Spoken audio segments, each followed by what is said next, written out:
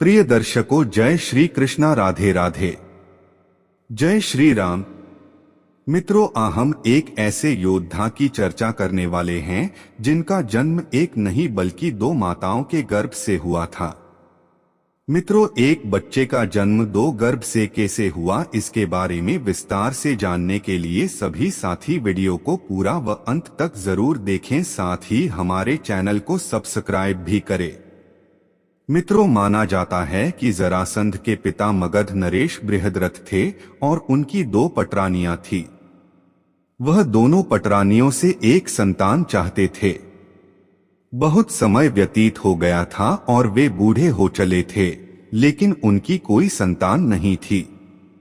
मित्रों, तब एक बार उन्होंने सुना कि उनके राज्य में ऋषि चंडकौशिक पधारे हुए हैं और वे एक आम के वृक्ष के नीचे विराजमान हैं।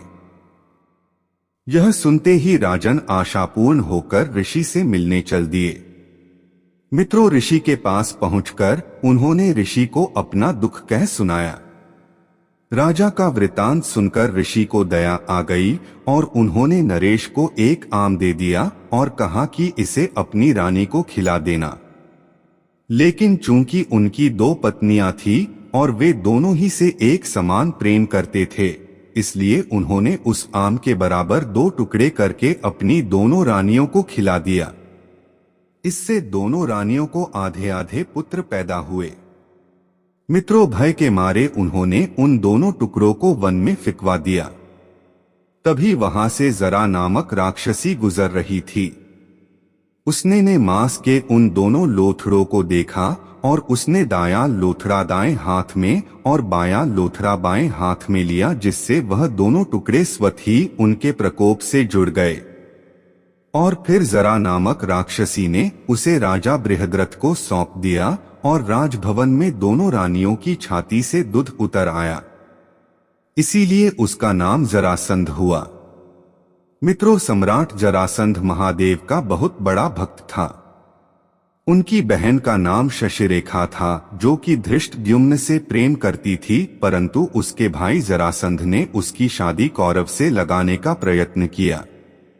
सभी कौरव शशिरेखा से प्रमुख करते थे, पर शशिरेखा ने जिद से धृष्टद्युम्न से विवाह किया। मित्रों, जरासंध महाभारत कालीन मगध राज्य के नरेश थे।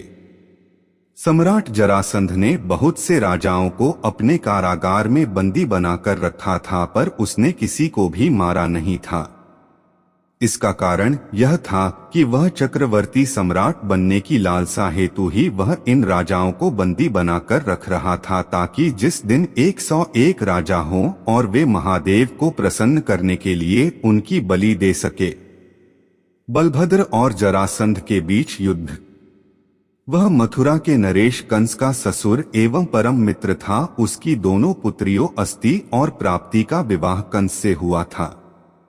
श्री कृष्ण से कंस के वध का प्रतिशोध लेने के लिए उन्होंने 17 बार मथुरा पर चढ़ाई की, लेकिन जिसके कारण भगवान श्री कृष्ण को मथुरा छोड़कर जाना पड़ा। फिर वो द्वारिका जा बसे, तभी उनका नाम रणछोड़ कहलाया।